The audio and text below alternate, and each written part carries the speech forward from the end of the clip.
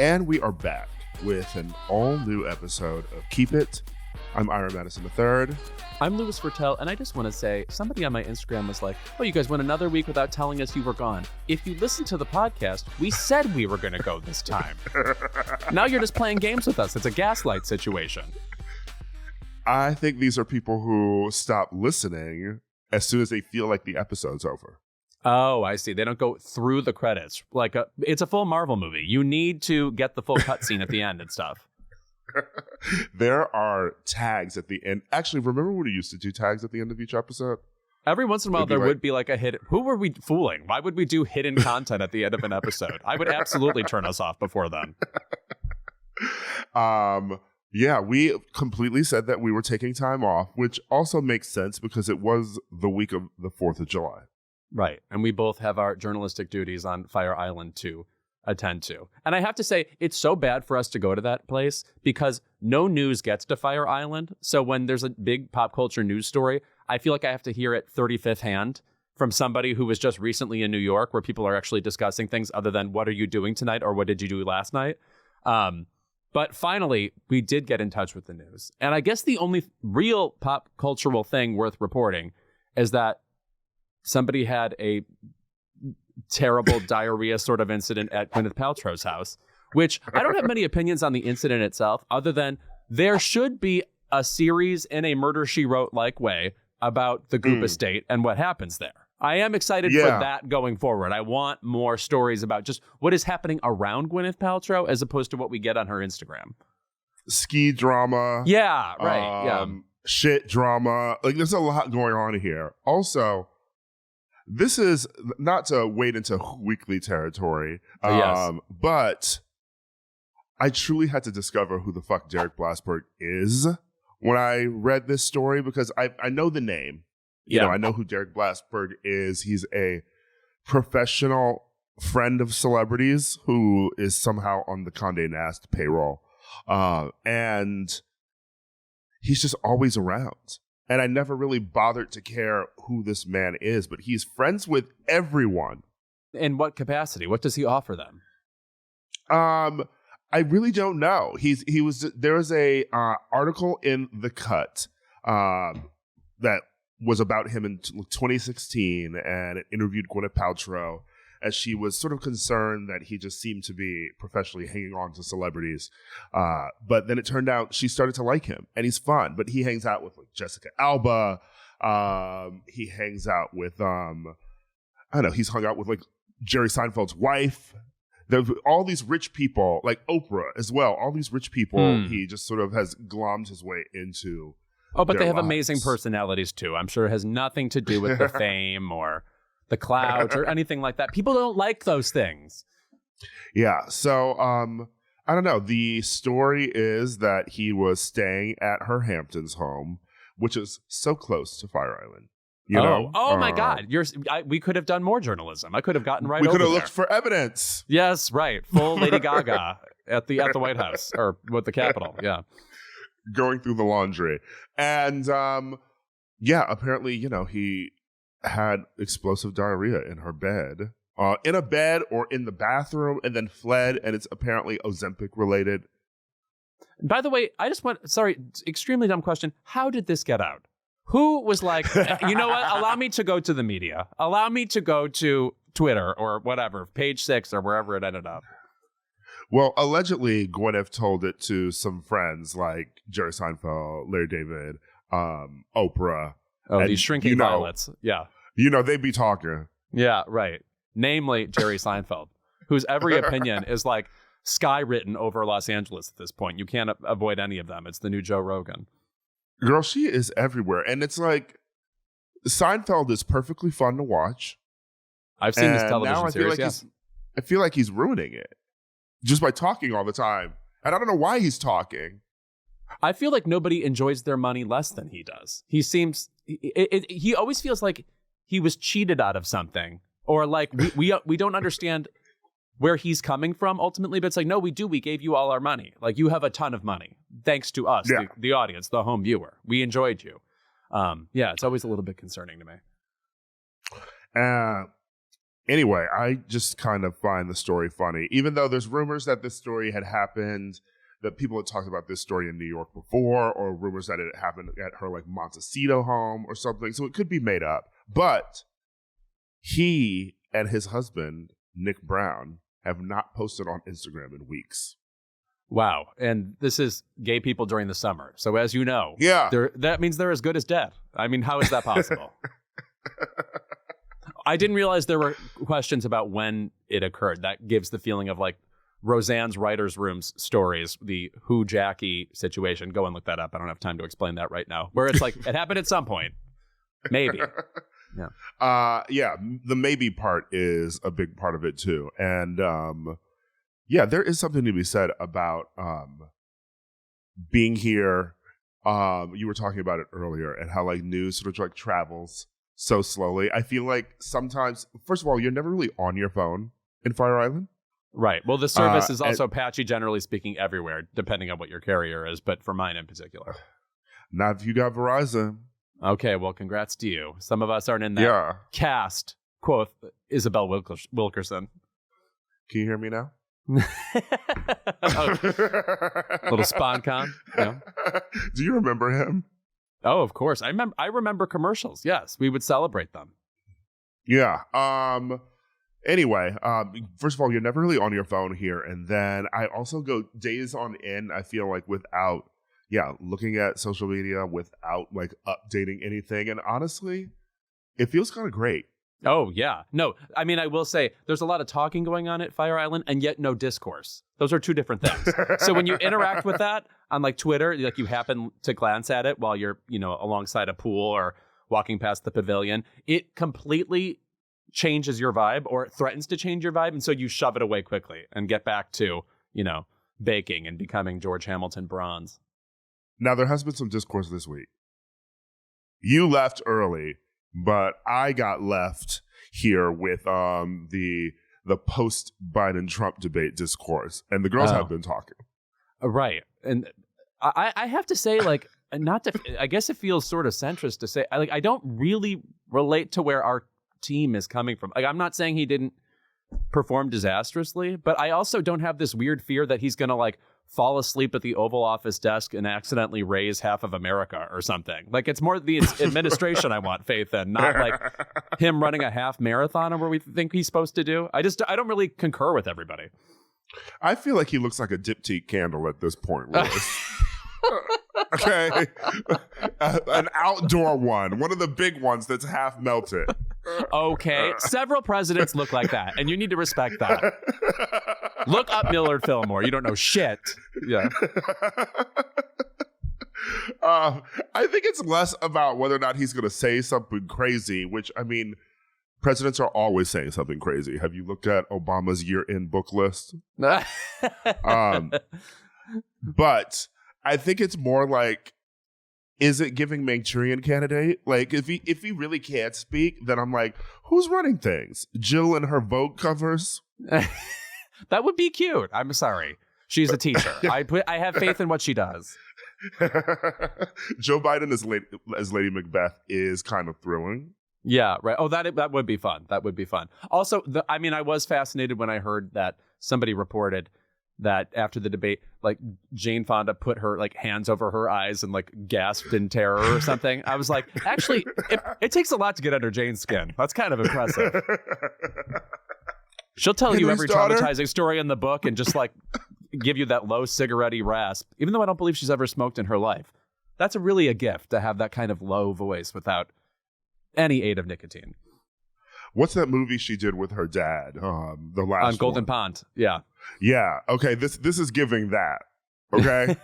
You think she's Kamala and she's going to accept her father being Joe Biden. Yeah. Oscar, which is the presidency, on his behalf. Okay, it all lines up. Yeah, right. Yeah, this is what I'm getting here. Now that's how we've related it to pop culture for our audience. Right. Now they understand it. Finally, they're locked into politics.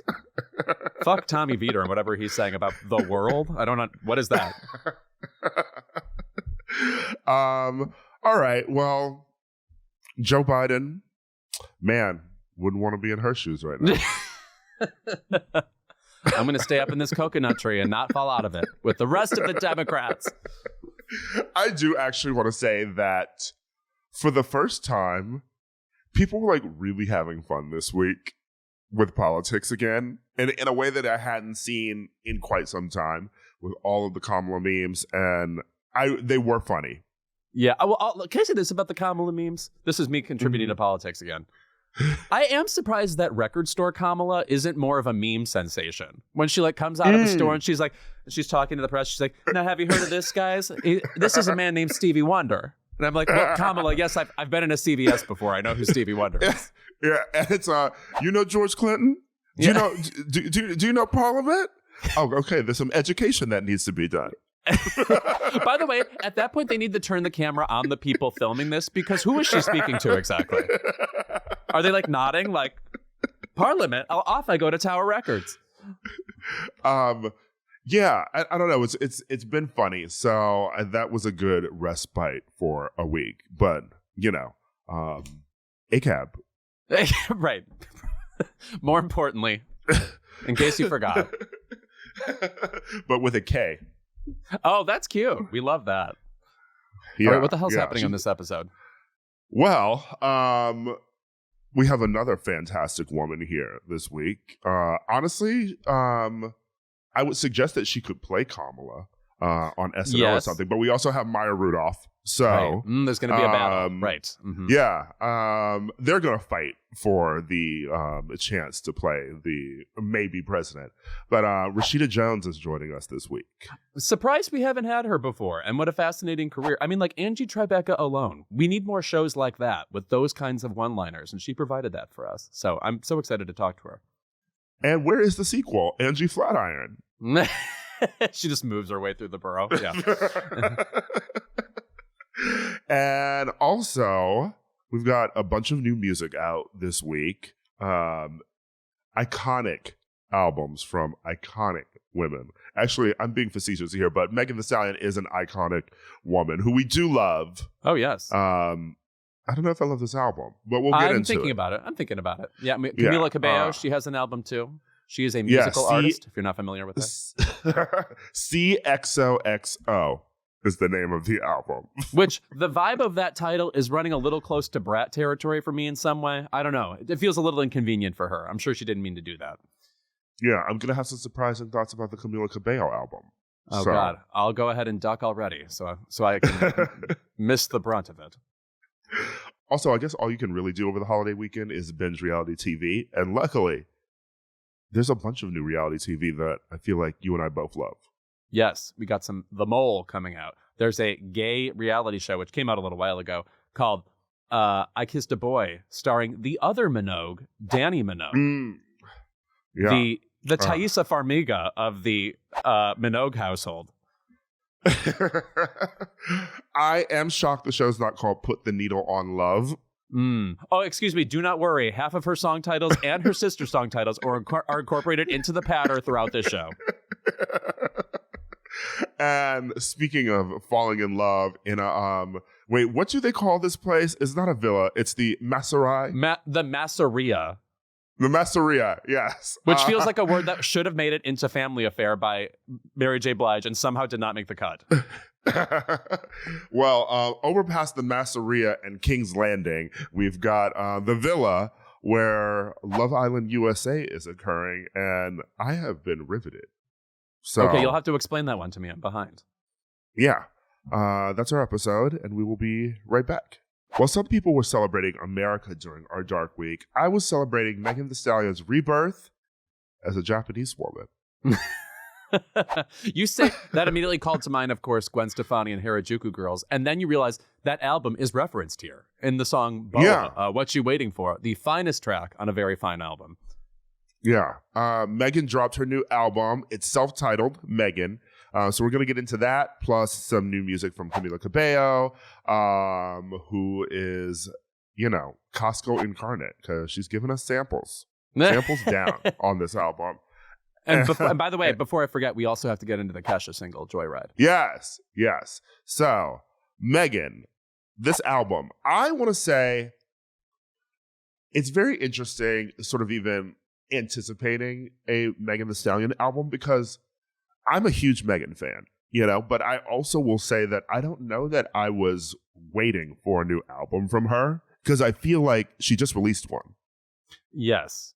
And I also would say nearly nothing on this album feels like a step in a new direction for her. Not that it really needs to be. Like, her flow is very familiar, and the rapping is all extremely clever. Her attitude is extremely addictive. And I also just like about her in general, it always feels to me like there's like, maybe I'm getting this from the Traumazine album, but it always feels like her life is kind of in disarray, and there's like a confusion and an insecurity about life when she's not recording, and then she streamlines it all. It's like she gets it all together. It's like she's collecting everything, so there's some stakes for her when she goes in to record, and you can hear that in these songs. I do like the album. I do feel like it's a continuation of the other albums, is what I would say about it. Yeah, she's one of our foremost essayists, I guess, if you to put it that way. There's always sort of a bullet point of everything that's going on in her life. Yes. And it's never sort of one album about a specific like heartbreak or like the one album about the Tory Lanez incident. It's always sort of a collection of all of the grievances. Right. And they should be collected in one place. And I will remember all. Also, it reminds you, it's a way of being like, by the way, I'm well-rounded. I'm not just this one thing. I'm all this other shit. And I'm these old neuroses that keep coming back, So I like how it is of a piece with her other work.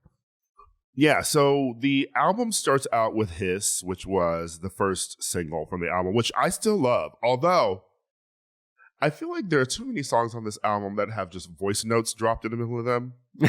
She is talking. Like, listen, like you'll be listening to the beat, and then all of a sudden it's, all right, motherfuckers, let me tell you something about my life. And I'm like, man, keep that on TikTok. Right.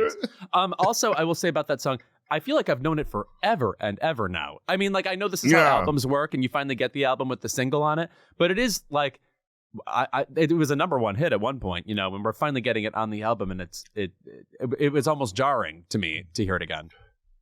Yeah, and then it's followed up with Rattle because there's a whole lot of snake imagery going on with this album and era. She's coming out of an egg on the cover. Thankfully, she ditched those other David LaChapelle covers because they were ugly as hell. Is this also David LaChapelle? Yeah. Because it's kind of low octane for him. When I think of David LaChapelle, I think of every color in the book being thrown at the screen, a real like kind of kaleidoscopic, I don't know, summary image maybe. And this is just, here she is busting out of an egg. Yeah, drenched in primordial ooze. Which, gross. Good. Cool. I feel like on the album, the things that I'm really sort of responding to, we made the jokes about, her being a Japanese woman, but she has this sort of affinity for Japanese culture and anime and their foods, and they sort of really seem to respond well to her too. They love her over there. So I feel like Boa, which references Gwen Stefani, is what you're waiting for. Our first Japanese woman to ever exist. We got it right on the first try, everybody. Yeah. Shogun's about Gwen Stefani. And then we also have Otaku Hot Girl and Mamushi. And I feel like those songs are the ones that I'm most interested in. Me too. They feel the most fun. They feel the most buoyant. And honestly, if the album had been all tracks like inspired by Japanese culture and using Japanese artists and etc., I feel like it would have been stronger. Like it would have had a stronger point of view. I unfortunately hate when this happens, but we have the exact same point of view. There's no debate occurring here. I literally heard these songs. I was like, what if she did a whole Japanese album? That would be so cool. Yeah. Also, just like the way she enunciates Japanese language, it is giving third week of Duolingo, but it sounds good. It sounds good on a track like this. And also the music on particularly Mamushi is very simple. So it's like the syllables hit really hard, and it just creates the most memorable track on the album. That's the stuff that doesn't sound like music she's released previously, or even like a sentiment she's released previously. Yeah, and I feel like the main problem with a Megan album is that, I wouldn't say it's overly long because it's only 18 tracks, especially in the Tortured Poets era. I'm sure she's released 20 new songs off of that album just this morning alone. Right. But it seems like each track is sort of designed to appeal to a different Megan Thee Stallion fan. Yes. You know, the ones who like hardcore hip hop. She's got like a song with Glorilla. And then, you know, you've got Where Them Girls At in Figueroa, which are just sort of her, you know, like party hip hop anthems. And then you have, I'm sorry, one of the worst songs I've ever heard. Oh, I wonder which one it is. I knew you were going to say that, which reminded me of, actually, this is so weird that you say that. It sounds like a Lizzo song. That's what it sounds like. It's soul cycle coded. Yes. And it's, I would basically call it not hip hop, you know, just like it's a step away from the rest of the album. I weirdly was reacquainted with Lizzo's Tiny Desk concert recently. And I have to say, Lizzo is funny. I did forget that she was funny in this whole mess. Like, I'm not saying like she didn't treat whoever she treated terribly, but I do, as you know, I have a problem with when people are funny.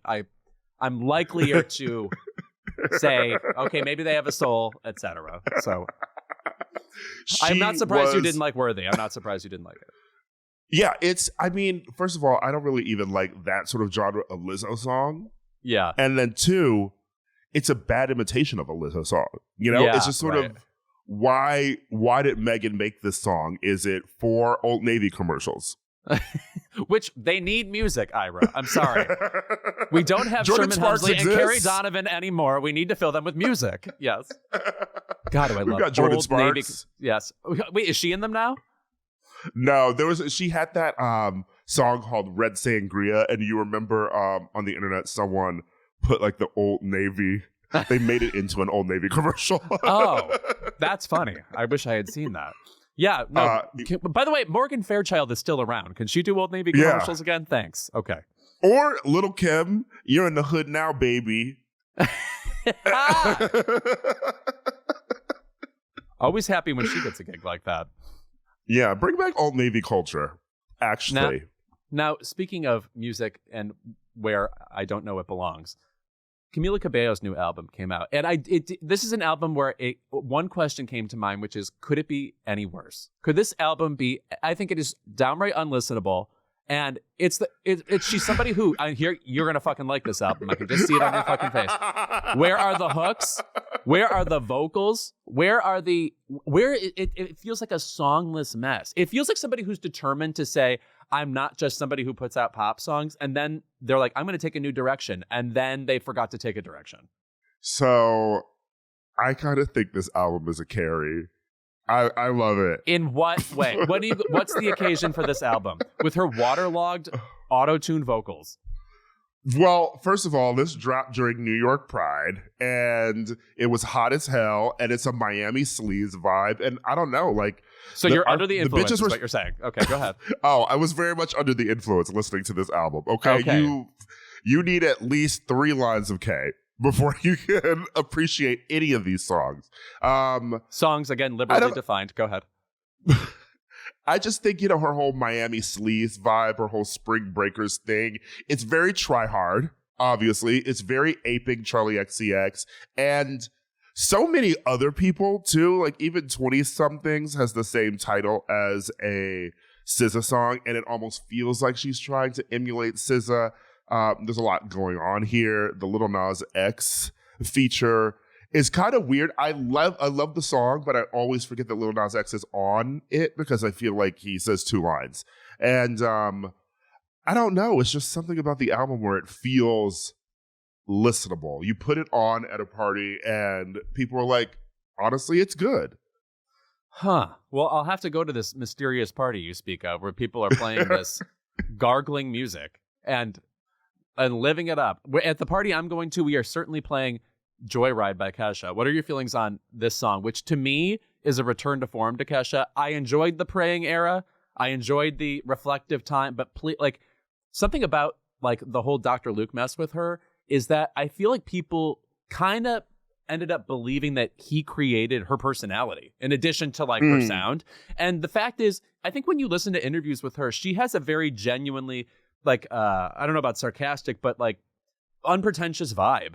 And you hear that in the lyrics to this song, which is very a zany song. It starts off with these like crashing accordions. Somebody said it reminded them of Here Comes Gwen Again, Wind It Up from The Sweet Escape. I don't know if that's true, but it does have it has a wild quality that I also associate with Kesha, which reminds me, I think she is the best of LA vibes of maybe any pop star ever. Just like the vibe, like we're kind of wasted. We're all a little sunburnt, you know, like there's a knowing trashiness about everything going on around us. I really feel like she represents that well. And I fucking love this song. As much as I love Espresso this summer, as much as I love like the Normani album, to me, this gets into the like hot garbage aspect of summer that I needed tapped into. I love it too. I actually really love the chorus. I love the chorus. I think the only part of it I really don't like is it's corny when she says like I am mother. Like I'm tired of people referencing that in pop songs. I will say this. When she says the mother thing, it could sound more contrived. I was thinking in my head, at least when I was about to call her Megan the Trainer. When Meghan Trainor calls herself mother, you know, a part of you, like, you know, your whole body moves a little bit, right? And but with Kesha, it's to me a little bit knowingly funnier. Yeah. A little bit like, I know this is a cliche and I'm invoking it not to be cool, but because, you know, I'm hot garbage and I'm your mother. I'm along with her on the joy ride. Yeah. She debuted this song over Pride at Ty Sunderland's Planet Pride, and I thought I liked it immediately. I mean, I think it's just it's sort of really a fun gay club song. When that chorus hits, you're dancing to it. Right. Yeah, and it's a song that in the chorus takes off too, which is a little bit different than like, again, I'm going to compare it to Espresso, the obvious song of the summer. That's we're next to a pool, not moving. You know, we're on round 8 of Ira's ketamine. You ever tried ketamine? I think you'd like it. Whereas this like gets you up and at 'em, and I really love that. Baby, ketamine has me Dade County dreaming. Okay, featuring the City Girls. Which that you have to at least. Do you like that song, or do you like Dream Girls on Camila? No. Wow, no. Dream Girls samples the Dream. Shorty is the shit, which is a perfect R&B song. I don't know. It's going back to that album. It is very weird in that it's such a encapsulation of 2024 because it has the last ever song that the City Girls recorded before they broke up. Because they're even listed on the album as featuring JT and Young Miami. Is not City Girls anymore. Wow, they couldn't even handle that. Yeah, you've got a Drake feature followed by Drake's spoken word. And why? By the way, I would actually say that those two songs are when the album almost threatens to take off a little bit for me. I mean, it's like conventional Drake material. It's nothing nothing Drake would be particularly proud of, I don't think. But it does sound like, all right, we're back to somebody with a commanding artistic idea here. But these are, of course, the songs that Drake allegedly did not want to come out earlier. Like, I think Hot Uptown was going to be a single earlier, but, you know, in the midst of the whole Kendrick Lamar shit, it was like, I can't be in a serious rap battle with Kendrick while releasing a Camila Cabello single. And now there's 2 on the album, you know? By the way, this reminds me, now that we've brought up Drake, this is something I was thinking about at Fire Island. I saw a white person wearing an Aaliyah shirt. I don't think you can do that. Depends who it was. It feels all wrong. And I'm somebody who I'll wear like a Megan Thee Stallion shirt. There's something about Aaliyah where it's like, I don't think you can be white. I can't explain it. Yeah. Maybe it depends what kind of white person, you know, you need to be maybe a little wigga coated. I do need to see a little bit of that energy. Yeah. Also, Aaliyah died so young, in the 27 Club, I believe. No, she was 22. Kurt Cobain. Oh, okay, wow. Yeah, I'll tell you. She died. So she. You were on the plane. Yeah, it was not. You put the Chevy to the levee and parachuted out like Alan Cumming. Oh my God! No. In Josie and the Pussycats. No, she died so young in the same way that Kurt Cobain died so young. So it's sort of not even just the racial implications of being like a white person wearing an Aaliyah shirt. There's also the implication that unless you're sort of our age, do you know who Aaliyah is? There's some of that. Well, I mean, that just permeates culture, period. You know, if you're like sporting iconography of someone from a past era, like, am I sure you know what's going on here? Like every once in a while, you are sure. I was in the grocery store and somebody was wearing a t-shirt with Kate Bush, The Sensual World album t-shirt. I was like, oh, here comes a... No, I know that person knows exactly what's going on here. Sometimes people can really nail it. But you're right. Aaliyah is, I mean, she's so omnipresent, like in the way that like on Hollywood Boulevard, you'll see Marilyn Monroe or Michael Jackson iconography everywhere. She's sort of that level where, you know, just everywhere you turn, you can get Aaliyah merch. You know, I kept hearing Workin' Day and Night playing all weekend at parties in Fire Island. Off the Wall. You know I love Off the Wall. Mean, and I'm like, are we in a wearing Michael Jackson shirt era again? We better not be. Guys, I mean, if I saw someone in a Thriller shirt... Right. We got this one right. Yeah. Yeah, so there's that. And then, of course, there's Dreamgirls, which samples the song by The Dream. And then, you know, The Dream had his lawsuit against him this year. So it feels like there's all this weird 2024 shit that kind of seemed like it was going to pop while she was making the album. And then the album came out and it was like, well, shit. Right. We made 3 wrong guesses. Good try, everybody. I do want to say that I like the sort of the end songs too, Boat and June Gloom. I don't know. I like the end songs mostly because she's singing on them, and she does a lot of not singing on the album. The album could use more singing. Yes, she's a great fucking singer. Right? No, please. When she had that song "Senorita" with Shawn Mendes, I disliked it when he would sing. I would rather just hear her sing on that track.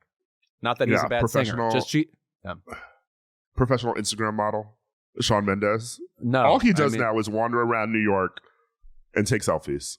No, and he also his vibe is the man in the yellow hat from Curious George. Just like I got a long rectangle face, and I'm walking somewhere. I mean, truly, because I feel like I've seen multiple friends get selfies with Shawn Mendes because he's just like sitting in Washington Square Park, hanging out.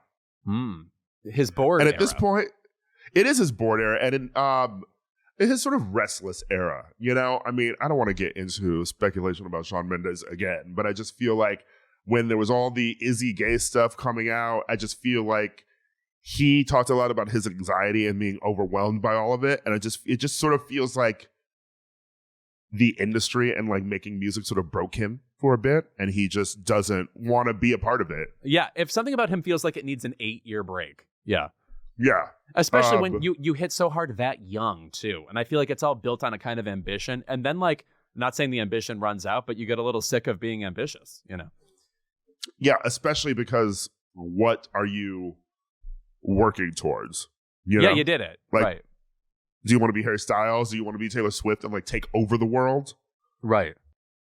God, I have to say that about Taylor Swift. She literally always finds something new to be ambitious about when there are truly no vistas left to conquer. Like, sincerely, Jesus Christ is in second place to this girl. Yeah. When's her Christmas album coming out? Oh. That would be a good move for her, to be honest. I mean, like, or a move, you know. Yeah. Or she just released a Bible for her followers. Sickening and too real. I think Cult Leader is next. Yeah. No, I'm looking forward to that. We're Jonestown headed. Like, that's her ultimate plan. Let her take that carbon footprint on a plane to Guyana. Yeah. Let's see how that goes. All that's left is Kool-Aid and bracelets.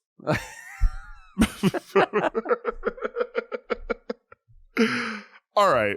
When we're back, we are joined by the wonderful Rashida Jones. This week's Keep It guest is an exceptional talent who cemented herself as a comedic powerhouse in shows like Parks and Rec and Angie Tribeca.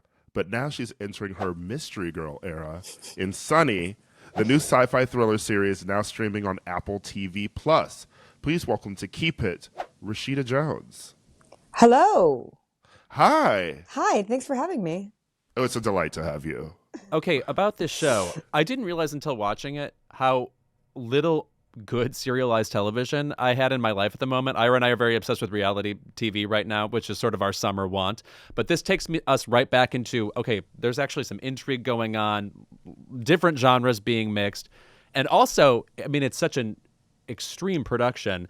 And I realized you had to stay in Japan for like a year in order to make this show. Like, your life is utterly transformed because of this show.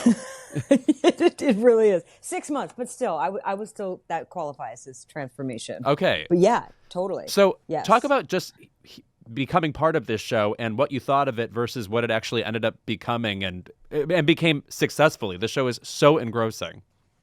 Thank you. God, that's so nice. Yeah, I think actually the show was the kind of best version of the thing that it always purported to be since the beginning. You know, things morph over time. They change. They take on a different life. But this very much kind of knew what it was when it came to me.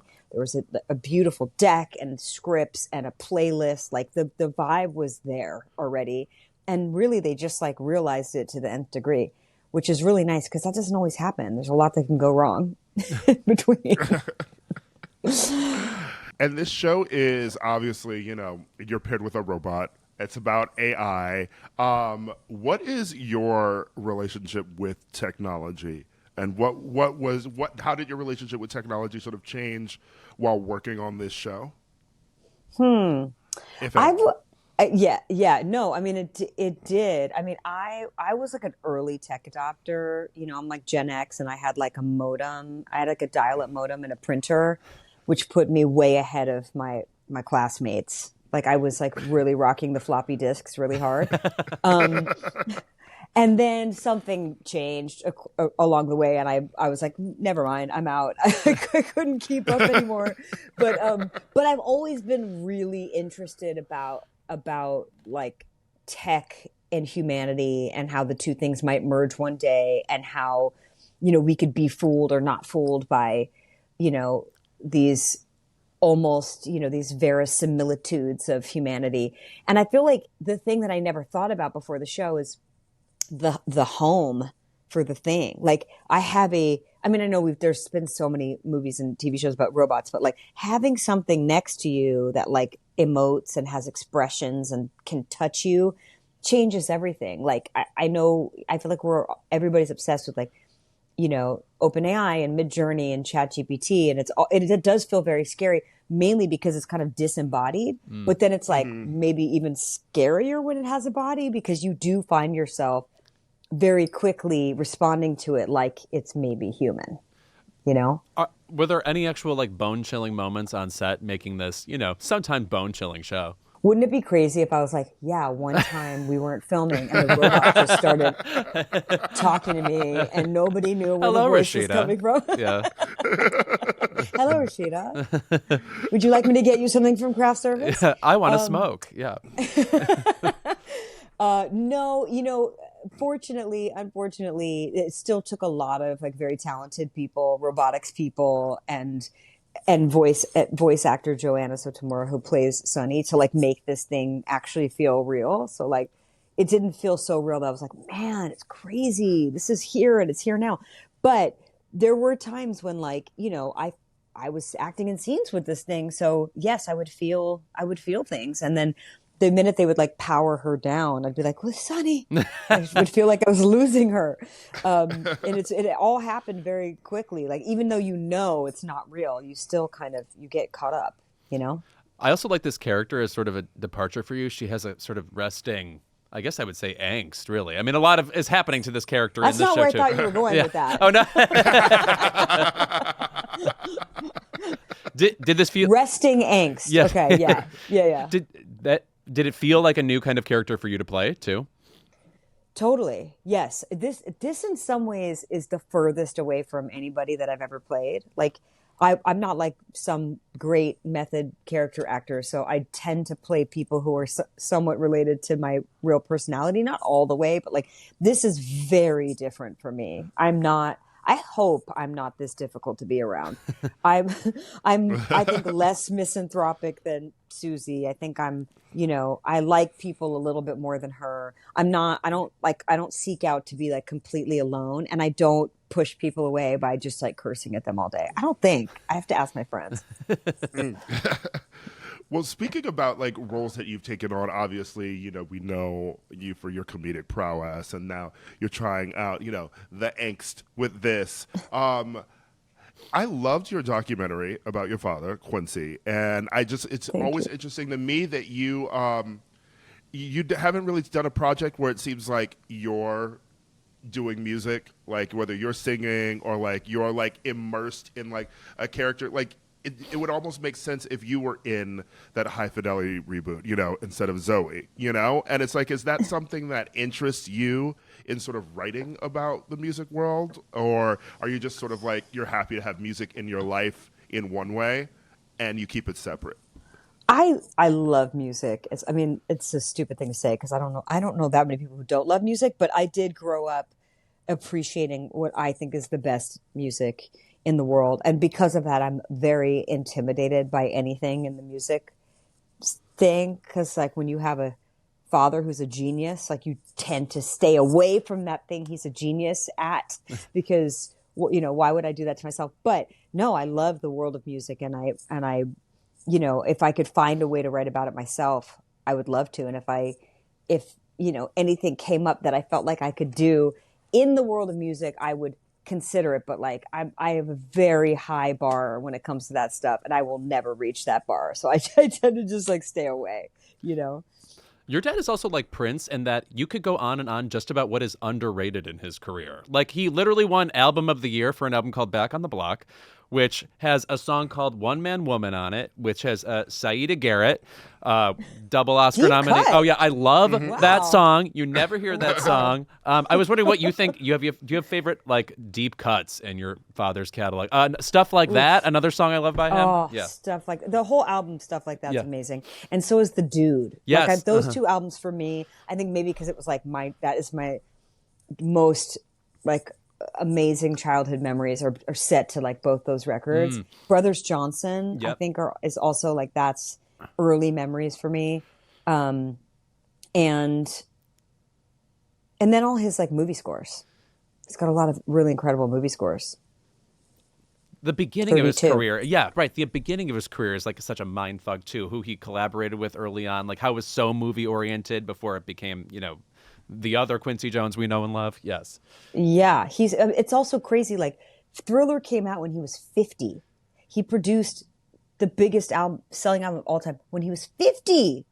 I'm not even 50 yet. Like that's crazy. He had a whole career and a whole life in jazz and pop. But then like, that's kind of when it's supposed to happen. But these days it happens for young people.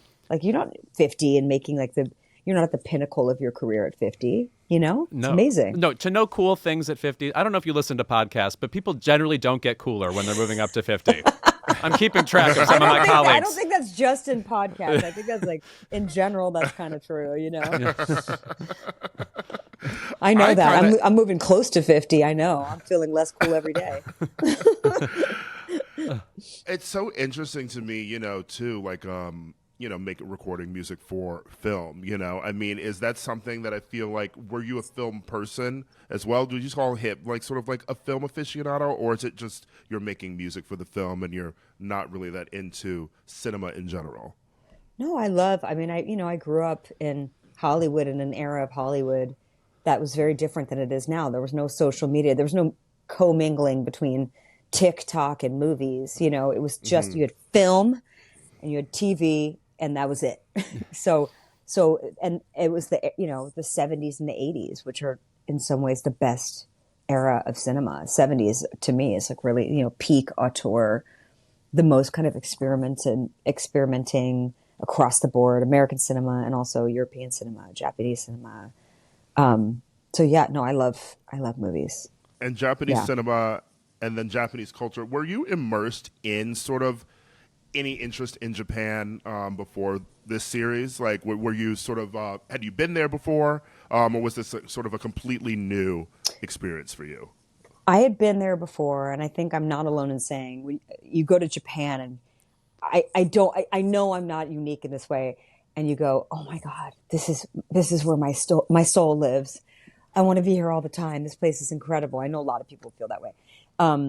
And to get the experience to actually live there is so different than just coming in and, wandering around in wonderment and amazement. And having to figure out like where you get your groceries and, how you're, like who you call when your AC breaks or all that kind of stuff is a very different experience of living somewhere that you've romanticized for so long. But I will say overall, it was like one of the most positive experiences of my life. The culture, Japanese culture, is so well preserved. Like there's a real sense of preservation of history and tradition, and also a forward motion and an innovation. Like they somehow manage to do both things, and they don't feel like they conflict with each other. And I'm not sure I know any other country like that. I won't mention ours by name, but we have a problem there. Yes. In our future. Anyway. Sunny has been likened in certain ways to Black Mirror, which of course you wrote an episode of. And I was wondering in general, what inspires you to write? Because when I look back at your projects, they don't necessarily have anything in common, really. Like Celeste and Jesse Forever does not remind me of Black Mirror, Yes, no, I know. I have a lot of personalities. I think I don't know. I mean, Black Mirror, I was just a huge fan of Charlie Brooker, the creator, and I just was like, whatever, I just want to be involved, whatever you do. And he called me when he was doing his first comedy episode, because that was somewhat new for him. And then I called Mike Schur because he's like a real comedy writer and my friend. And I was like, do you want to write this with me? But I don't know. I'm sort of like, to me, the if there's anything in common, maybe it's that there's like a relationship thing there. Like I like the exploration of kind of like the saddest, darkest, loneliest, most human corners of being alive. So like, the Black Mirror episode is about wanting to be liked. And like now it's, exaggerated by this rating system that makes it even harder to deal with the idea that maybe somebody won't like you, or maybe you'll fuck up and you'll, give a big embarrassing toast at your friend's wedding. Like that, to me, the root of that is wanting to be liked, is being codependent and needing people to like you. Or like Celeste and Jesse, it's like that relationship you have that you think is going to be the one that you're with that person for the rest of your life, and it doesn't work out, and it's the most devastating thing ever until the next devastating thing happens. But just like capturing that moment in time when you like finally have the first adult relationship in your life, and it doesn't work out, or just I like the kind of like humanity, the human interpersonal dynamics, regardless of the genre, I think. Yeah, I mean, that makes sense because I also recall that, which is wild to me to like think about it now, that you had a podcast with Bill Gates where you were just talking about the world and pondering like big questions with Bill Gates and Rashida Jones. Casual podcasting, yeah. I mean, I said yes. I was like, okay, I'll do that. That sounds interesting. I mean, was there something really fun about just, I don't know, talking to Bill Gates every time you recorded things? Like, did you come away from it, I guess, a new person, learning, thinking about the world differently? Everything I do, I come away a new person, I mean, that's the hope. But yes, it was a fascinating experience. We couldn't be more different, which was kind of fun. And we would like get into it, and in a weird way, I think because he was kind of like, who are you? And I was kind of like, I know who you are, but who are you? We just, we had less at stake with each other, to just have these conversations with each other and other people. And obviously we think about things very differently. I think he comes from a data point of view. I'm very much interested in like the cultural point of view and how culture impacts everything, science, politics, socioeconomic status. Every conversation to me comes out of culture. He's thinking about it as a data set. So it was kind of fun to have those conversations. Yeah. I mean, nowadays when we look back on Parks and Rec, it really feels like it now feels like what we consider Second City to be for SNL. Like all these people just popped off from it and are now every which direction, whatever. Did it feel kind of like at the time, oh, here it is, like a meeting ground for people? I mean, obviously Amy Poehler was already really established then, but all these other people began there. Was there a sense of something percolating on that show immediately? We always felt that way. It felt extremely special. I know that sounds like a rewriting of history, but it the whole time we worked on that show, we were so grateful of each other. We were so grateful of like how different everybody's comedy styles were. We were grateful of how deep our bench was. There were so many things to play. There were so many jokes to be had. And that was really a combination of Mike Schur and Greg Daniels and the writers having a really good relationship with the whole cast. And then, doing a great job casting all these kinds of unknowns who obviously went on to be these like mega stars, but in such different, alleys. So we were never stepping on each other's toes, on each other's rhythm. Like we were always just playing against each other. And then, there's just the reality that we were on must-see TV, NBC, and, maybe it was the beginning of the end in terms of TV and ratings and stuff, but we were never like a runaway hit when we were on primetime television. I think it was really after the fact when it was on Netflix and Peacock that people got to binge it and spend time with these people for 7 seasons that they started to love it. But we always felt like there was something special there. And we also like held on to each other because we weren't ever sure if the show was going to get picked up or come back or how many more episodes we'd have. So we really enjoyed those moments together. And I think you can tell. By the way, an electric spark ran through me when you said the words must-see TV. Oh, my God, I miss when TV was exciting. Oh, my God. We all would agree on it and watch it. Must see. Yeah. You actually must see it. Right. Remember that? It was a mandate. Yes, right. Now you're like, what's TV? What's on it? Yeah. When do I have to watch it? Where do I go to talk about it? Yeah, exactly. Where do I go to see it even? Yeah. I mean, the idea how many times a week, do you guys Google, how do I see X show on, like, where do I watch? Oh, and you'll end up all anywhere. The time. Right. Yeah, I have no idea. Yeah. Isn't that crazy how hard it is to figure that out? And yet you all see it on the same screen, too. So it's like a stupid question. Yeah. Exactly. I mean, even watching a movie these days, right? It's you have to Google what service it's on. Yes. Or if it's on one. And then you have to download that app yes. and pay for or sign up for the 1 free week to see the movie before you have to pay for the subscription. It's just like, it's a whole new world. It feels like it should be really easy to watch things now, and it's not. I miss Blockbuster. Yes, is what I really miss. I miss sitting there looking at all the titles.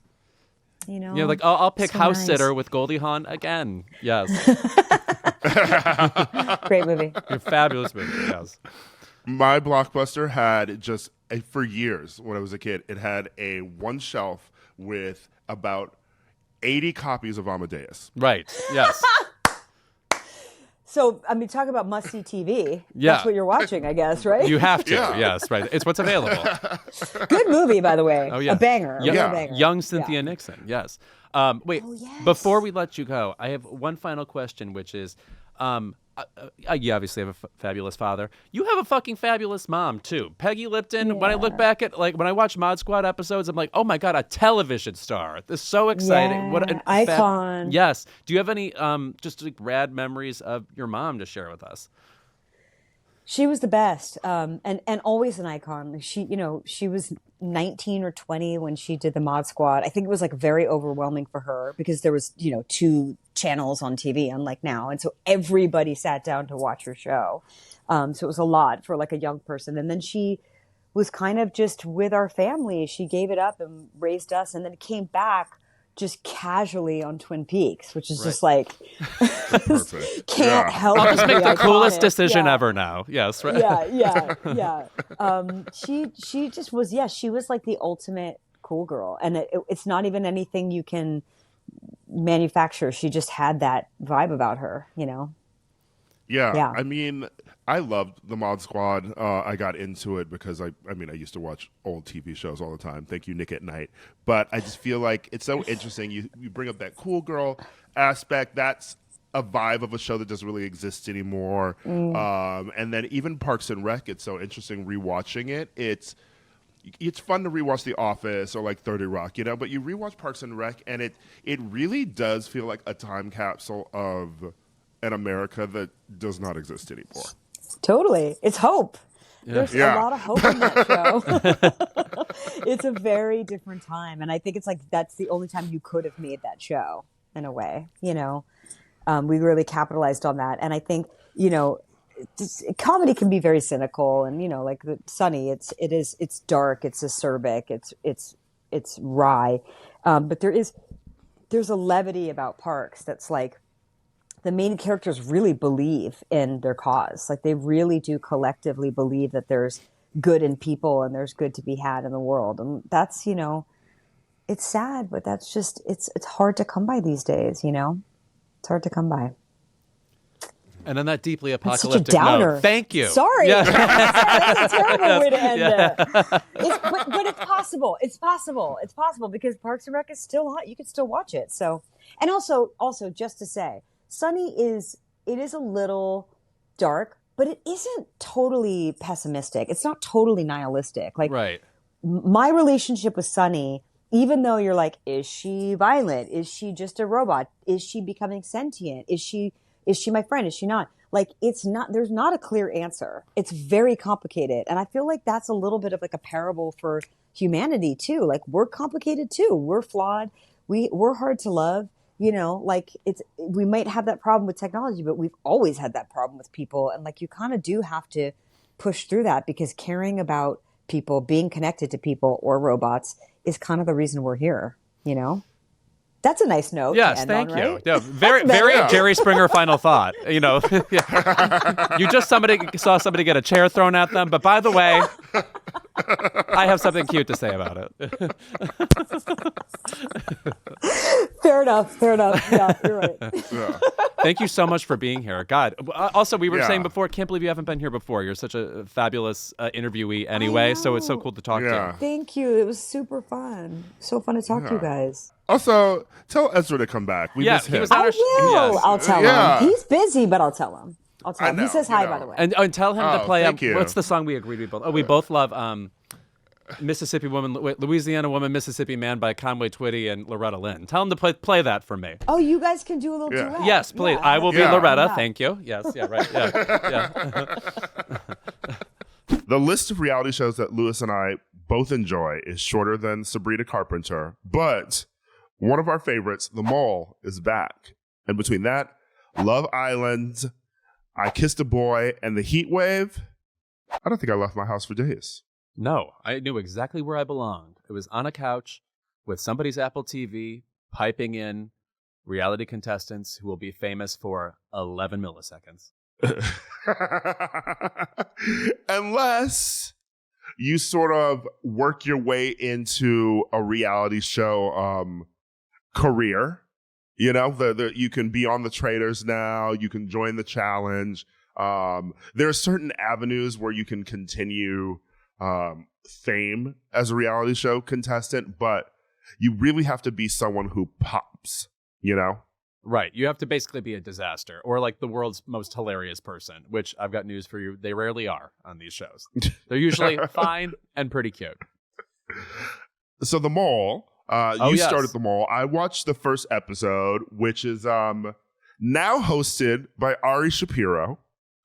Correct. Which I have kind of mixed feelings about. I think he brings like a gravitas to the show. This is NPR personality Ari Shapiro, friend of Jon Lovett, I believe. Ari Shapiro, he's around. Gay guy, and I do believe some gay intrigue should be a part of the show. As you know, Anderson Cooper was the original host of this show. But it does feel like they looked at maybe his credentials, saw something that resembled AC360, and thought, oh, he'll be perfect for the show. And I feel like maybe he lacks... what quality? Like it needs a little bit more intensity. I think he's I think happy to deliver the spy-like dialogue to these contestants and offer them exemptions and explain the rules. And he does a good job doing that stuff. But it does kind of lack the film noir quality that I think Anderson Cooper brought. Yeah, you know, it's just sort of here's a gay man who does the news, right? Dressed well enough, yeah. And I don't know, I liked Alex Wagner. I liked her too. Apparently, I had heard somewhat through the grapevine that she just didn't think the show was for her. And again, if you're a news personality, the show wouldn't be for you. It has nothing to do with any actual urgency occurring in the world. I liked her. I think I'm still addicted to the original recipe, Anderson Cooper, so I'm always hearkening back to him. Mm-hmm. Or Ahmad Rashad, host of Celebrity Mole, and he was wooden as they come. First of all, The Mole season 2 dropped, and I feel like we always complain about this with Netflix, but I had no idea this show was dropping. It seems to come out of nowhere. And by the way, from the looks of it, to me, it's an extremely high budget show. These are like challenges that are like beyond anything you see on Survivor. They're like really weirdly staged. The whole season takes place in Malaysia, which is a nice novel place for them to go, I think. If you're unfamiliar with The Mole, there's 12 contestants. One of them is a secret saboteur who is trying to take money away from the pot that the other challengers are trying to build. And every week somebody is eliminated based on a quiz about who they think the mole is. So the quiz will have questions like, on what team was the mole this episode? What color were they wearing? And the person who gets the least amount of questions correctly is eliminated, and the other contestants never find out what their score on the quiz is. So at the end of the show, you just have the mole left over and 2 contestants, and they take one final quiz based on who they think the mole is, and then that person is declared the winner. Anyway, it's a show that I said this on Twitter recently in a flop tweet that went nowhere. Something I love about this show, it makes ordinary conversations, boring, banal conversations, 25 times more interesting because you're constantly interpreting small behaviors as potential sabotages. You know, like, did they say that to throw me off the track? Did he, or like because you need to take notes on what the mole is doing all day because it might come up on the quiz. You're writing down notes about like minutia that would not matter to anybody else. You know, where do they sit at dinner, etc. So it makes you feel like a spy and turns the kind of the terrain of boring conversation into something a bit intriguing. I do like that because when you think of a show like Traitors, which obviously has the high drama of the round table where you're accusing someone of being a traitor who's been murdering people in the game, there's otherwise no way to sort of figure out who a traitor is in the Traitors. Like, because they have nothing to do. Yeah, right. Yeah, there's no goal. They're not sabotaging the game. They're not doing anything else. It's just sort of, well, I have a gut feeling that this person's a liar. And it's not really, oh, this person was like 10 seconds shorter in running this game than like someone else was running this track. But I feel like they're a track athlete, so they should have been faster. Like something like that. You're actually trying to figure out what someone is doing in the game to sabotage you. Whereas Traitors is just sort of, you're just having fun. It's all vibes. Yeah, right. Like that person kind of seems like they might be lying. If I were in the Traitors, I'd be thinking like a casting director. I'd be thinking like, who would be the most interesting person to have to lie all the time and then give confessionals about how they were lying. Whereas on The Mole, the weird thing is all the players kind of want to sabotage the missions because that forces other players to vote for them on the quiz, right? So if you cast suspicion on yourself and you're not the mole, that's kind of the only real leverage you have in the game to sort of bend it your way. But what you're trying to figure out is what player is getting advanced knowledge of these missions from the producers and then solving how to sabotage it ahead of time. You're really trying to figure out who has advanced knowledge of what's going on in the game. Yeah, I am looking forward to finishing this season because I thought last season was great. And I thought that I'm trying to remember this girl's name. Sorry, it was with the pilot? Yeah, that pilot, Joy. Joy, who was a nut and was not the mole and was truly playing the game like she had 3 days left to live. Also, it's like she also could not have been the mole because she would say such crazy things where it's like they would not hire somebody who would then say these things to the other contestants. Like it backfired on her weirdly, even though she made it to the end. I will say Netflix ingeniously edits this show where it will end on a note where you don't know who was eliminated yet or before somebody makes a decision. So every episode folds right into another. Everybody in my Fire Island house, we had watched all of the episodes as soon as they dropped. And also, as it goes on, like certain characters really play the game fascinatingly. There's a woman named Hannah on the show who dates one of the contestants for a second. And that's never been done on The Mole because it's not like a salacious show in that way. It's not like Big Brother. And then after the person she dates, this is the only spoiler I will give away. After he's eliminated in a somewhat early episode, you're like, was he off the track? Did he underestimate her? Did she befriend him to, keep him close and sort of throw him? It's really interesting. So you're constantly wondering who's capable of deception and how many layers deep they're going to go. I will say that what I do love about the Netflix model of these reality shows, like I liked The Trust, A Game of Greed. I remember watching that in January with some friends. Yeah. That one was fun. I think that a second season of it could be a little bit better. There were only about maybe 3 people in the cast who were really sort of serving reality TV contestant, and the others were just hanging around. But I like how they edit that show too, where it's not the typical format of you're doing this one challenge and then the person's eliminated at the end and then you're just waiting for the next week's episode. I like how there are cliffhangers and it just can end in the middle of an episode and you're like, what's about to happen? And that adds a bit more tension to wanting to watch the show. You also just said something about Netflix reality shows that kind of does bother me, and I wonder if it's the case here, which is Netflix has like a pool of potential reality contestants they seem to pick from, as opposed to having people audition specifically for these certain shows. And something like The Mole, I do think you want people who are there specifically to play that game. When I look at the first seasons of The Mole on ABC from 2000 and 2001, God, that's so long ago now. Those people were all there to play that game. You could see that those were hard-nosed contestants, all really smart, really capable people. And here there does feel like a bit of a central casting vibe, even though I'm ultimately happy with the cast. Yeah, I mean, we are a week away from Big Brother 26. Oh my God, which is so overwhelming. Oh my God. And that becomes a problem on that show too, right? When there are people who are quote unquote recruited for the show, they end up being people who have never seen an episode of Big Brother before. So they're in the house and they sort of don't know what the fuck they're doing. No, I mean, yeah, there'll be like bartenders that like some casting director met somewhere in like Culver City or something. And then when these people are put into quarantine before they go into the Big Brother house, all they can do in their hotel room literally is watch old seasons of Big Brother. So that becomes their education on the show. Who's to say they're sitting there watching that? I don't know. And I feel like they always tend to watch recent episodes. And so they're not watching. You need to throw season 10 at these people. Yeah, right. Make it fun. Make it hot. Get the deceptions going. Because that's another weird thing about Big Brother. I always feel like every season peaks at a certain point with a conflict between a couple of people. Then one of those people is eliminated. And then the rest of the season, you're sort of just waiting out.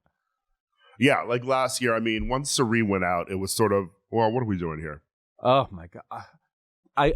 You brought up that name, and it's so overwhelming to even think about the anxiety of watching that season. Oh my God. She was very funny in the interviews afterwards, I will say. And of course, I loved her on The Traitors. And speaking of Big Brother, I've been watching Love Island USA, and I would have to say that the thing about this season of Love Island is the pool of contestants that they gathered are people who would be really good at Big Brother. Really? Like, there's particularly one contestant named Rob who was on the show last season because, for people who don't really know Love Island, you have men and women on the show who couple up every few days, and you can change couples based on who you're vibing with. And then there are eliminations where if you're single, you're vulnerable and can be dumped from the villa. And then at a certain point midway through the season, they go to Casa Amor, where they introduce a bunch of new guys and a bunch of new women to test people's relationships. Rob was in Casa Amor last year, and now this year he's just sort of a contestant. And when I tell you this is one of the most dramatic men I have ever seen on TV, giving you like dramatic like eye rolls, just sort of like groaning, just like overreacting and everything. One of the women he was coupled up with, Andrea, was dumped from the island by the other girls in a vote, and he had these histrionics where he was like, I'm leaving, and she's leaving, I'm leaving. Of course, this man didn't leave. But the entire episode, it was, I should just walk out of the house with her. Aaron from The Traders UK, one of the winners of that first season, is on Love Island USA this season. I barely even remember her because it was so Surrey oriented. Him. But all right. Or no, wait. UK. Traders UK. Who won that? It was like him and two other women. Yes, I remember. Yes, him. He was the guy, Aaron, who kept having panic attacks. Famously, he had that one panic attack in the round table and had to leave the room. Right. Yes, I can't believe how many seasons of that television series I have watched. And Australia season 2 made me want to jump off the planet. So I've erased most of the memories I have of that show. I watched Australia season 2 recently. You're like kind of finally, a fan. Yeah. Binging it was, I guess, easier than watching it week to week for people who watched it in Australia because, man, those faithfuls were idiots. And the whole show went down so hard. It was like everybody's parents showed up and they said, "Pack it up, we're going home." Like, just get your shit. Perfect finale though, because to be that smart and poetically. Yeah. But Love Island is fun. Of course, it's hosted by Ariana Madix this year. And I think that sort of adds a little something extra to the proceedings for a show like this because she is a woman who on Vanderpump Rules went through such a public cheating scandal with her partner, Tom Sandoval. And I think that there's this sort of vibe of like the people in the villa know who she is. She's not like Sarah Hyland was hosting before. They know who she is. They've watched her on Vanderpump Rules. And Ariana's a big fan of the show. So when she is there for the eliminations or there to chat with the girls, you can tell that she actually gives a fuck what's going on in the island. That's nice. She wants to know the tea. There's a moment where Aaron had potentially cheated on his girl Kayla in Casa Amor, and he was like, we can talk about that later, when it's just like the two of us. And Ariana's like, I got all the time in the world. That's She's a little like, actually.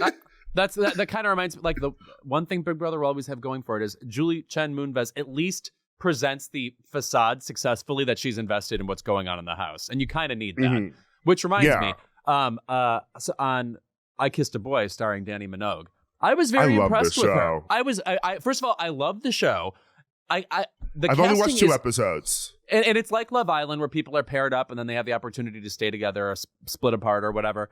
But first of all, she really has just the kind of buoyant thing that reminds me of Kylie Minogue, of just like there's a celebratory, like non-judgmental, frankly Australian thing about her that just like really radiates energy well. And also,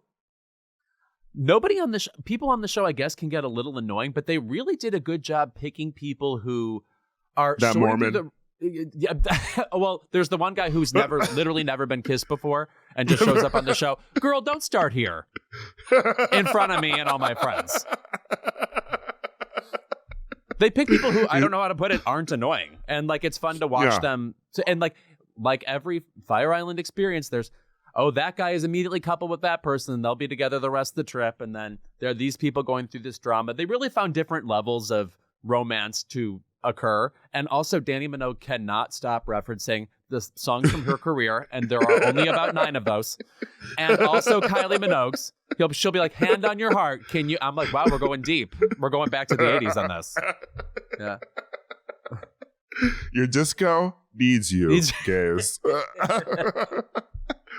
I actually want to agree with you about the casting of these people because I feel like we've gotten so few queer men on reality shows in general. Totally. And they're usually just in a sea of straight people. Sometimes you get... Which is not how life works. You know what I mean? Yes. Like gay people hang out together usually. Yeah.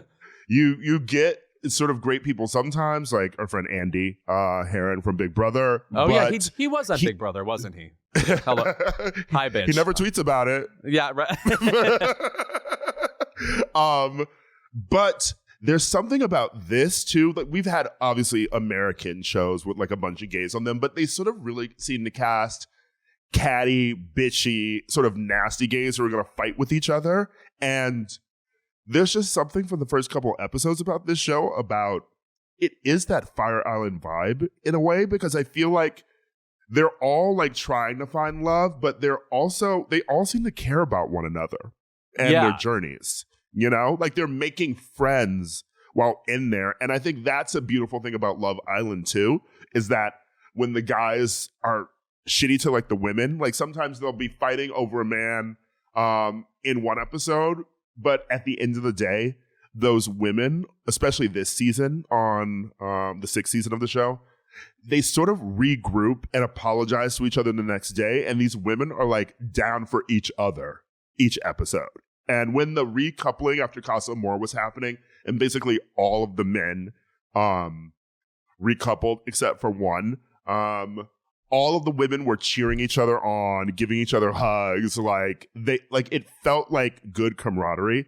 And it's nice to see these types of gays on this show who kind of, much of them seem like people I'd hang out with.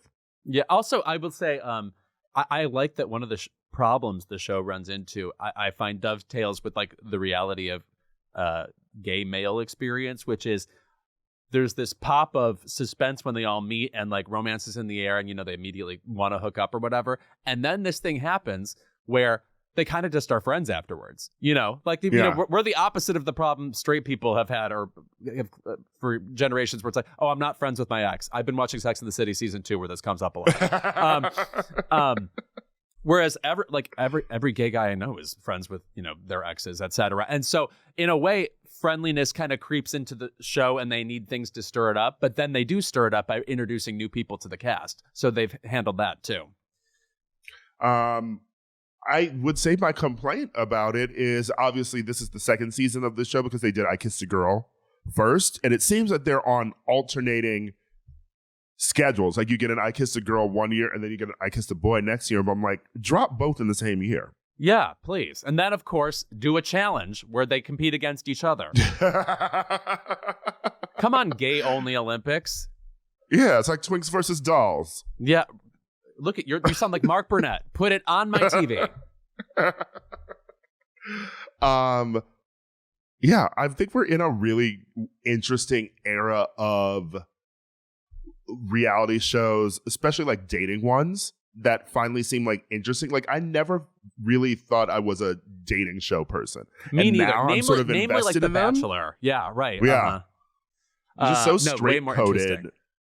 And these are more, obviously, there are queer people in them, but even like Love Island seems more like Big Brother coded, like just sort of like the personalities on it pop more than just watching a bunch of people compete for one like bland guy on the show. And it's interesting that this is happening as I feel like we're reaching this sort of breaking point with like Housewives and shit like that, where those are coming repetitive and like long-standing people on franchises are leaving them or suing Bravo, etc. It just sort of feels like we're entering a new era of reality shows to be interested in. And I like that there are gays who've been on this island who want to talk to me about fucking Love Island.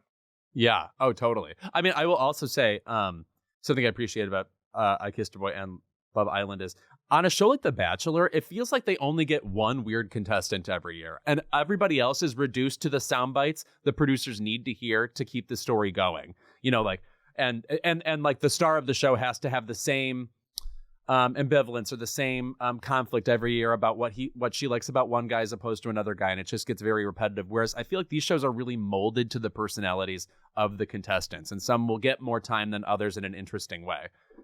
And also, by the way, on I Kissed a Girl, one contestant just goes fully into the specifics of douching step by step. I don't know where else you're going to hear that. I mean, you know, you can YouTube it, I guess, but now it's right on television. Yeah, so enjoyable show. Also, Yeah. I love that they all meet in the beginning by having to kiss each other first. Dang, come on. That's good television. That's how you say hi on Fire Island. Right. No. In fact, I wish there were fewer words on Fire Island. Also, the thing about Danny Minogue and like the Australians being affable, they really just are the best people. I found these like seemingly 6 Australians last night who were hanging out at my house with some friends, and I was like, how are you immediately, how all of a sudden it was like I was their new family member. It was like they are the nicest people to interact with. Also in LA, like their takeover of the fitness industry in LA is like the least hostile takeover ever. They come in with like emoji wide smiles and, you know, tell you to correct your form on that deadlift or whatever, and that's how fitness works in LA now. They mostly have their gyms in LA, and then LA and New York also have a series of Australian themed restaurants because they love opening restaurants. Right. Okay. Well, I mean, gyms and restaurants, fun times. Thanks. It's like a cultured Jersey Shore. You know what I'm saying? Yeah. All right. When we're back, keep it. And we are back with our favorite segment of the episode. It's Keep It. Louis. Yes. What's your Keep It? Besides Martin Mull dying. Ugh. That really... I remember we used to say keep it to people dying. That was really brave of us. Yeah. Martin Mull, obviously fabulous on Roseanne, fabulous in Clue as Colonel Mustard, but also just a venerable actor. You know, you just wanted to see him in anything. Wherever he popped up, he was deeply welcome. I was very sad to see that news over the past week. My keep it this week is to another actor who pops up everywhere. Jon Corbett, who I guess has a podcast. Did a lot of talking. Who doesn't? I guess. No, we do. You're right. I invite everybody to do it. It's, you know, we're going to talk anyway. May as well record it. That's what I always say. But anyway, Jon Corbett, Aiden from Sex and the City, but also from Northern Exposure, United States of Terra. Lots of acting alongside... My Big Fat Greek Wedding. Yes, lots of acting alongside fabulous women. What an interesting career. He said that his career as a TV actor has been unfulfilling and that he chose the, quote, wrong career path. He said, look, I'm in the fourth quarter of the football game now in life and in showbiz. It's just a fact. So I can reveal now I picked the fucking wrong thing to do with my life. Woo! I made a lot of money. I live in a beautiful home. People come to me at every restaurant I go in. I'm a friend of the world. But as far as a fulfilling creative work life, I didn't write one fucking line. I didn't write one joke to make people laugh. So it's been unfulfilling on that level. I did not know life was about jokes. What? He's like, if only I had written a joke, then my life would have been worth it. Here's my thing. I applaud honesty. I want you to speak your truth about your career, especially since he goes into, you know, if you're an actor on like a TV show, a lot of your life is waiting around for the scene to start. Mm-hmm. You do nothing while you're sitting there. It's a lot of you're happy to have a job, but it's tedious once you get there. I'm sure that's true. But at the same time, in a universe where I am obsessed with things like award shows and actors and acting, I'm so sorry. We need to keep up the facade that it's fun at all times. I'm sorry. I don't really want to hear the truth of it. It's like, I don't want to hear the grit. Like, you know, it's like Disney people probably don't want to hear the gritty truth of what it's like to be in the mini costume all day. Keep me from that. Like, I need to know that when you're going on stage to get that Oscar, you've got to have the joy and gratefulness, like Davine Joy Randolph level or nothing, you know? So to hear him be like, oh, this actually kind of sucks ultimately. And he seems grateful for the work he's gotten and stuff. And obviously he's a really good actor, but it just falls on deaf ears to me. I just am not interested in how the TDM ultimately didn't add up to a creative, fulfilling life for you. Also, I don't know, switch it up. He does sort of the same kind of roles, to be honest. Right. He's just dependable kind of mensch type who shows up and women are grateful to meet him and then, you know, move on to the naughty Chris Noths we really want. You know he had a country album in 2006. Oh, self-titled. Really? Well, he's very in the dressing like Blake Shelton community, so that doesn't surprise me. Yeah, maybe he should focus on his music career. You know how we have like get back in the studio. We have celebrities who somehow seem like they still shop at the Buckle, and he is one of them. There's a certain fit of a certain jean that he's wearing. I did not know that he was married to Bo Derek. That is a marriage nobody knows about, that like never gets discussed. I forget when it happened. Bo Derek is also such an interesting name. Where like once upon a time she would be kind of like, she would come up in a joke on Carson or something all the time. Like you heard that name all the time. And since that, you know, she's basically retired from show business, so you don't hear it anymore. But it's always interesting when somebody who had a real omnipresent factor sort of just is a kind of around now. It's like Lonnie Anderson. Who's saying the name Lonnie Anderson anymore? Only you in your sleep. Yeah, that's right. Ira, what is your keep it this week? My keep it also goes to an actor. Oh. Who has some things to say. Emma Roberts. Oh. My third favorite of the Robertses.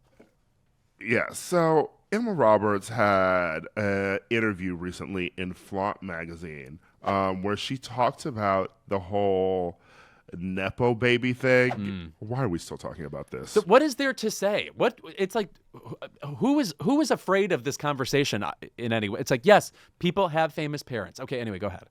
So she said in her take on the whole Nepo baby thing, I've lost more jobs than I've gained from being in the business. People have opinions, and sometimes maybe they're not good opinions of people in your family. I've never gotten a job because of it. I know I definitely have lost a couple of jobs because of it. Girl, what? Like, someone has a secret vendetta against Eric Roberts, and they're like, well, we're not casting Emma. Yeah, right. Yeah, that doesn't seem right. One, that's crazy. And then two, all he does is book. So what about that? He's in everything. He literally is in the Guinness Book of World Records for like most roles ever. It's like him and Christopher Lee. Yeah. Not that they're all the best projects, but they're projects. But what a take. Yeah. I've lost more. I'm interested in what jobs she lost. Yeah. And who took them. Did I don't know. Sydney Sweeney get right in there? Yeah, she was supposed to be in Euphoria. Yeah. Can you imagine? It would be pretty good, honestly. Yeah. I'm looking forward to her Cadet Kelly-looking movie with Gabrielle Union. Oh, I mean, yeah. Speaking of the Ryan Murphy oeuvre, I have another keep it. Oh, you're popping today. Okay, so you know that Ryan Murphy has been developing a legal drama with Kim Kardashian. Yes, right. And also, yes. she is currently on whatever season of the Ryan Murphy show she's on, or right. Yeah, American Horror Story. Yes. Maybe part 2 aired at some point. Who knows? Right. It's not up to us. Don't ask us. But she's developing this legal drama where she's going to be the lead. And they announced 2 of the other cast members yesterday. Okay, I'm going to hold on to the this table. legal drama. I'm going to hold on to the table. Halle Berry. Oh, cow. No, not X. And Glenn Close. Glenn, I get so upset with her. This is criminal. Why are they becoming leads on a legal drama penned by Ryan Murphy starring Kim Kardashian? No. The hillbilly elegy continues. Excuse me. I had just got out of my morning gear. And it goes on. Also, it's like, I'm kind of excited for Glenn Close and that Lee Daniels movie that's coming out soon. Oh, baby. White Precious? Yeah. Smoking her menthol cigarette with her pussycat red wig. Excuse me. I cannot wait for that shit too. That wig, to me, appears to be on sideways. I have never seen anything like it. It's coming down like a waterfall on her. Anyway. Switched it like Effie. Yes. Wow, Glenn. I mean, like, I think Glenn is also somebody who just likes to work constantly. Like, they're like, sometimes you'll be like, why is Julianne Moore in this thing? And then you realize Julianne Moore does not want to be bored. How about you? She would rather be on set. Yeah. She's the opposite of Jon Corbett, you know? Well, Halle Berry sort of seems the same too. Like, she just does shit. But I don't know. In theory, I like surrounding Kim Kardashian by competent actors. Right. But also, man. Yeah, tough. Need a documentary of behind the scenes of this show. By the way, I this is a campy thing that doesn't need to be brought up. I just happen to have seen it recently. Guys, have you watched the basketball part of Catwoman recently? It is. I think it is maybe the most shocking scene of the 21st century. Trivia. Who is she playing basketball against in that scene? Isn't it Sharon Stone? Nope. Sharon Stone is in the movie. This is a man. Oh. Who? Benjamin Bratt. Oh. Yeah. You know what? Someone played Mystique's Scandalous at a party this weekend. Which is the soundtrack and of I that was scene. thinking about Catwoman. Yeah. Great song. I love that song. Yeah. Yeah. Wow. We both had Catwoman on our minds this weekend. Precisely. Thank you for everything, Julie Newmar or whatever. Yeah. Wow, she was Catwoman. Yes. Right? Oh, there's quite a few. Lee Merriweather. Yes. Michelle Pfeiffer. Yeah. Anne Hathaway. Should there be a updated To Wong Fu, Thanks for Everything, Julie Newmar, like with like Halle Berry? Yes. Like Thanks for Everything, And Halle also Berry. Julie To Newmar, RuPaul, who is Thanks still for here. Everything. Yeah. Right. Yeah. Julie Newmar's still with us. Still with us, yes. And by the way, you know who's still with us? I will sign off on this. The 4th of July, a lot of people called it Caesar Salad Day because that's when I guess Caesar Salad Day is or whatever. To me, that was Happy 100th Birthday Eva Marie Saint Day, the glamorous and fabulous Oscar winner from On the Waterfront, probably best known from North by Northwest, the Hitchcock movie where they race along Mount Rushmore and there's the crop dusting scene. What a fabulous celebrity. She's been in tons of things over the years. She played Superman's mother in the Brandon Routh version of Superman in the 2000s. That's a University of Iowa Hawkeye shout out there. Love the effervescence of Eva Marie Saint. Of all the people, of anybody who could make it to 100, I would absolutely choose Eva Marie Saint. So happy birthday to her. Okay, she's still with us too. Yeah. These divas are hanging on. Yeah.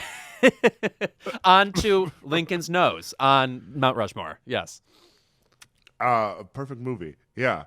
All right. There's our show this week. We covered everything from Hitchcock on to Catwoman's one-on-one skills. Yeah. I think this concludes our Fire Island series. Much to the delight of our viewers, who would prefer we get back to reality, I think. I don't want to get back to New York City, which is as hot as hell right now. I was there for 3 days after Fire Island. You guys keep it, I mean, toasty. It was a kiln. It wasn't Hell's Kitchen. It was Hell's Kiln.